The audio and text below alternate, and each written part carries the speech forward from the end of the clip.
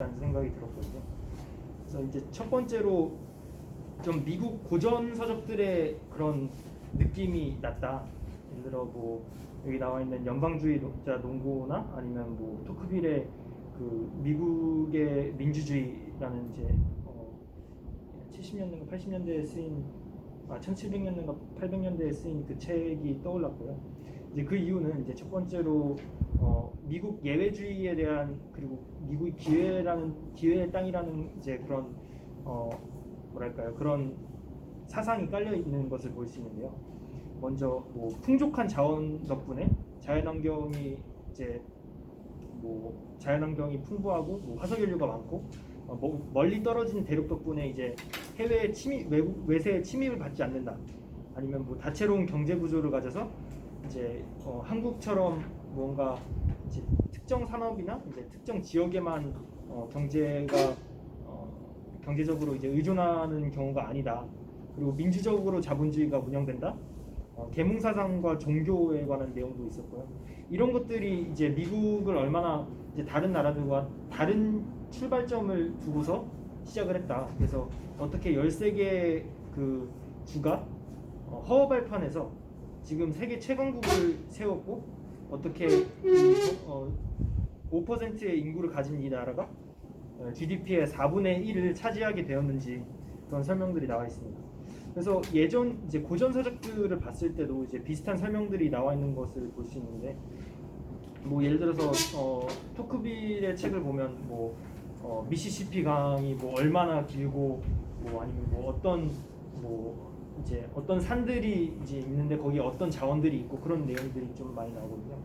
그리고 이제 계몽주의에 대한 그런 찬사 그런 것들이 좀 많이 깔려 있는 것들을 볼 수 있었고, 이제 그런 논조로 쓰인 책이라는 판단이 들었습니다.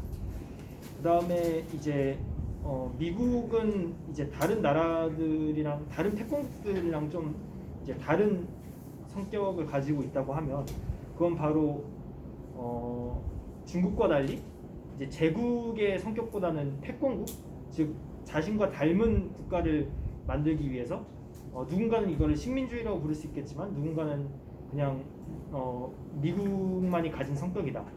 그러니까 미국의 영향력을 넓히면서 동시에 이제 그 문화적으로, 경제적으로 혹은 정치적으로 한국처럼 이렇게 그런 것들을 이식하는 이제 모습을 볼 수 있고, 그런 것들을 이제 좀 비슷한 점이라고 여겼습니다. 그 다음에 기회의 땅이라는 거는 또 이제 이민자들의 국가이다.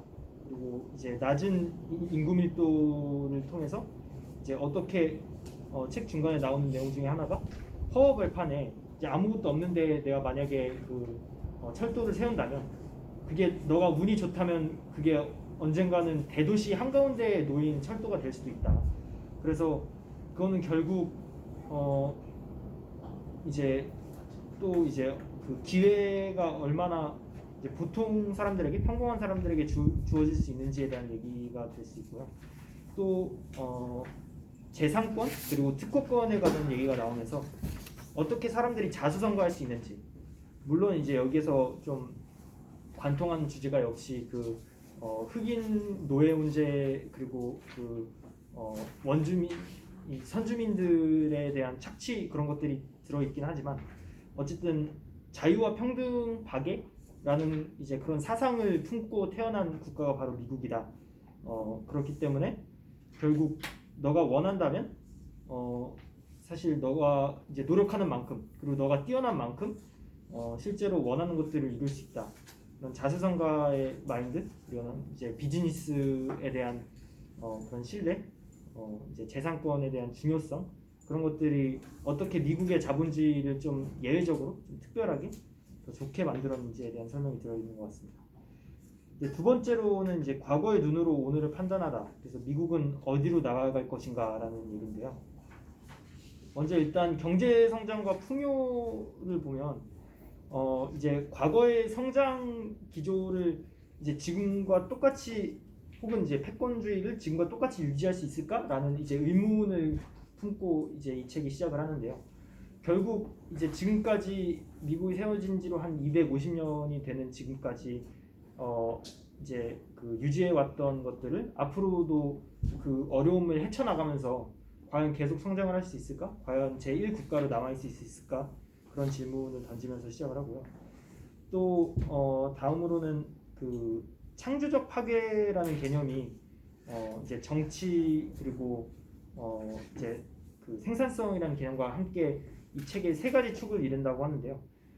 창조적 파괴를 슈페터의 창조적 파괴를 이제 자본주의의 본능으로 규정을 하면서 이것이 어떻게 그 이제 기술 혁신을 통해 지금까지 노동 시간이 단축되어 왔고 뭐 효율 향상이 이루어졌는지, 그런데 동시에 이제 그 과정에서 기존에 존재했던 이제 물리적 자산들이 없어지고 혹은 필요 없게 되고 또 노동자들이 구조조정을 당하고 해고되고 이런 과정들이 창조적 파괴에서 좀 이제 단점으로 거론되면서 이제 그 앞으로 과연 미국이 창조적 파괴를 이어갈 수 있을까라는 의문을 이제 경제 성장과 풍요를 누리는 것을 같이 이어갈 수 있을까라는 것과 함께 던지고 있습니다.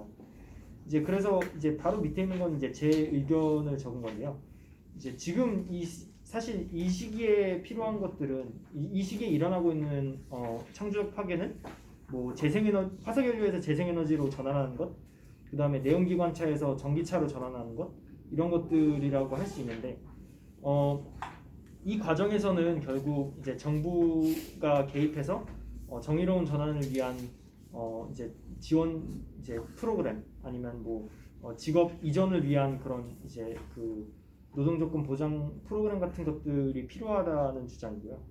또 이제 그에 따른 적절한 예산 그리고 사회적 갈등을 해소할 수 있는 이제 거버넌스 기구들, 그런 것들이 필요하다는 생각이 들었습니다. 근데 이 책의 한계가 어쨌든 제가 생각하기에는 이런 것들이 너무 언급이 되지 않았다는 점.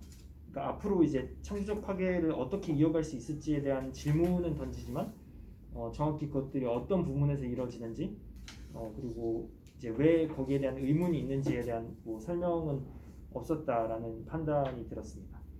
그래서 일단 서문은 그렇게 맞춰봤고요. 이제 1장을 보시면 이제 상업적 공화국이라는 제목이 맞나요? 지금 번역본 넘버서 상업공화국. 상업공화국. 네. 아, 지금 원본을 보시는 거예요? 네.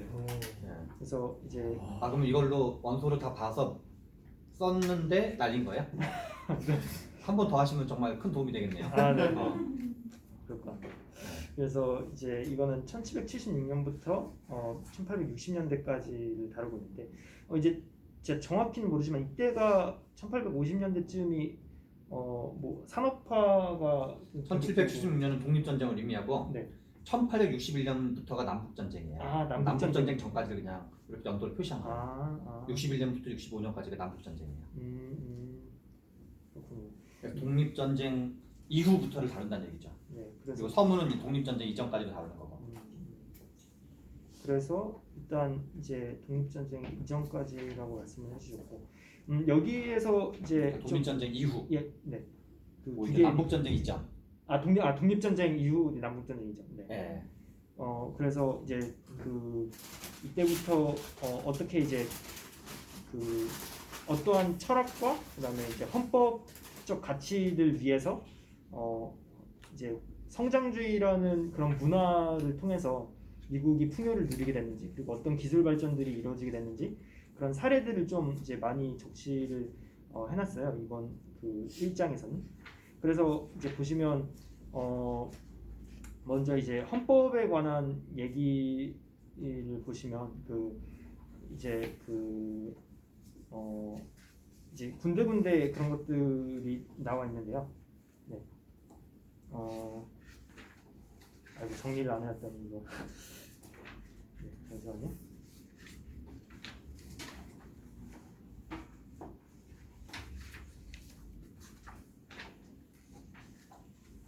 네, 그러면 이제 먼저 그거를 보기 전에 이제 다른 수치나 이제 사례들을 먼저 살펴보겠습니다. 여기에 나온 예시 중에 좀 흥미로웠던 것이 이제 포니테일 익스프레스라는 것인데요. 어떻게 이제 과거에 이제 상업이 그리고 산업이 생기게 되면서 말을 이제 특정 개인들이 이제 많이 소유하게 되면서 어떻게 한 공간에서 다른 공간으로 약간 이제 환승하듯이 교대를 하면서 철도 이전의 그 교통 시스템이 어떻게 작동했는지에 대한 얘기가 나왔고요. 그리고 그거 이후에 철도가 이제 새로 지어지게 되면서 어떻게 그와 동시에 뭐 전화선들이 연결이 되고 또 다른 기술 발전들을 가져왔는지 그런 얘기들이 나와 있는 모습이 흥미로웠고요. 역시 이제 기술 발전과 이제 경제 성장이 한 가지를 축으로 이제 다른 것들이 격가지를 치면서 이제 다양한 식으로 어떻게 그 전화 연결 같은 경우에는 상업적으로 또 이용이 되는 식으로 좀 예상치 못한 경로로 이제 뻗어 나갈 수 있다는 점들이 좀 흥미로웠고요. 그 다음에 이제 그 미국의 경제 성장에 관한 얘기도 이제 나오는데 1800년부터 이제 1850년까지 평균적으로 GDP가 3.7%가 성장을 했다고 합니다. 그리고 이제 그 인당 수입은 한 약 40% 정도 이때 같은 시기에 늘어났다고 하고 그러면서 어떻게 그 이제 산업들이 생겨나고 그리고 무너지고 그런 것들을 그 과정들을 좀 이렇게 설명을 하는 모습들을 볼 수 있습니다. 전후는 나중 아니면 전신 아니에요? 입장에서는? 전신은 메시지를 텔레그래프. 보내고 전화는 목소리를 전달하는 건 나중이고 전신이 일장에 나오는 텔레그래프가 전신인가요? 네, 맞아요.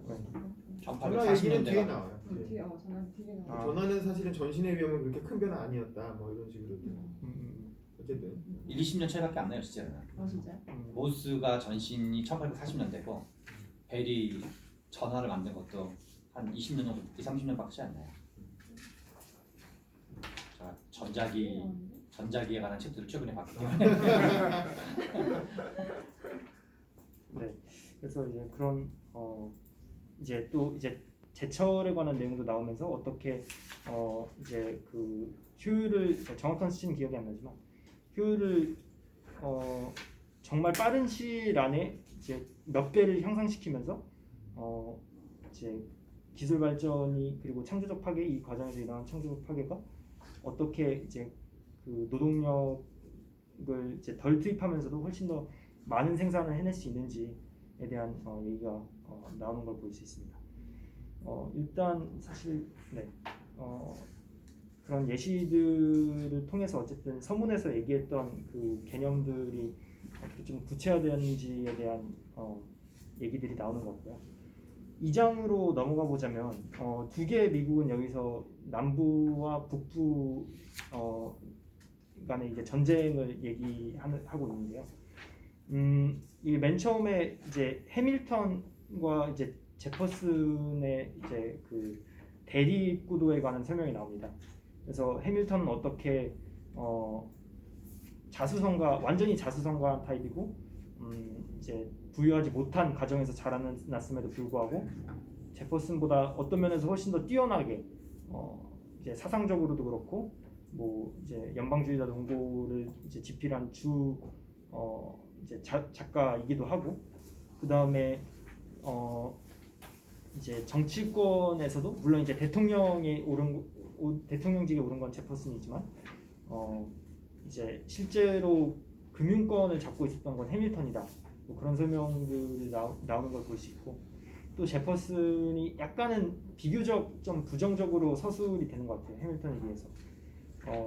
그럼에도 불구하고 어떻게 이제 한쪽은 그래서 그 농업 국가를 지향하는 것을 이제 볼 수 있고 다른 한쪽은 어떻게 이제 해밀턴은 상업 국가 그리고 이제 그 좀 더 고도화되고 기술화되고 도시가 있는 그런 국가를 상상했다는 모습을 볼 수 있는데요.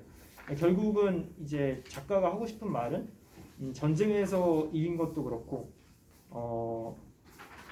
그 경제 성장을 이룬 것도 그렇고 풍요를 이룬 것도 그렇고 노예들을 해방시킨 것도 그렇고 남부가 아니라 북부였다.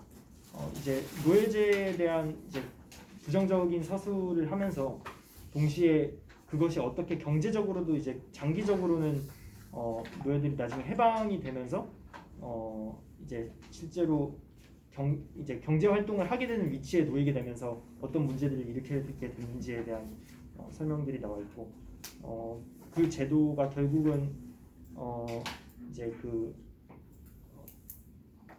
솜을 생산하는 그 과정에서는 어쨌든 이제 잠깐 이득을 봤을지 몰라도 장기적으로는 이제 실패한 그런 이제 정책이었다라는 그런 뉘앙스로 얘기하는 모습을 볼 수 있습니다.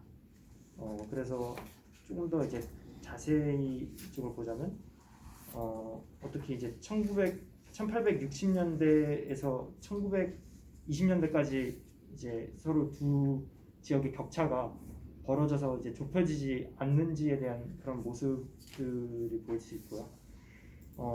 그리고 이제 전쟁 과정에서 어떻게 생산량이 얼마나 많이 줄어들었는지에 대한 그런 설명도 나오면서 남부와 북부의 그런 이제 이제 위상의 차이 같은 것들을 서술하는 모습을 볼 수 있습니다. 여기까지 하시죠. 네, 여기까지. 그러면 나머지는 제가 다시 그 보충을 좀 해가지고 다시 올리겠습니다. 감사합니다. 감사합니다. 그다음에 확인했습니다. 그냥 요약을 해서 한번 다시 올려주시면 감사합니다.